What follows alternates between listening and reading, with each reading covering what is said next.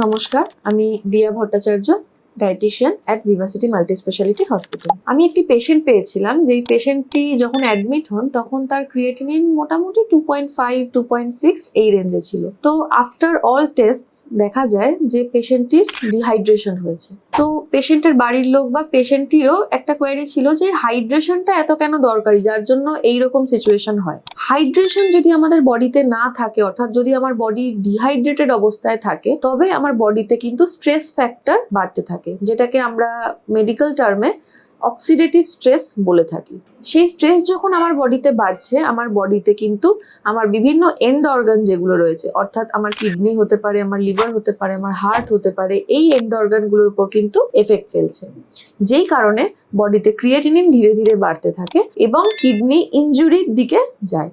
এবং সেই kidney injury যদি ঠিকঠাক সময় রিভার্স না করা হয়ে থাকে, তবে কিন্তু পেশেন্টের পরবর্তীকালে সিকেডি বা কিডনি ফেলিয়ারের দিকে যেতে পারে। যদি কিডনি রিলেটেড বা নিউট্রিশন রিলেটেড আপনাদের কোনো রকম কোয়ারি থাকে, তাহলে কন্ট্যাক্ট করুন নিচে দেওয়া নাম্বারে। Thank you.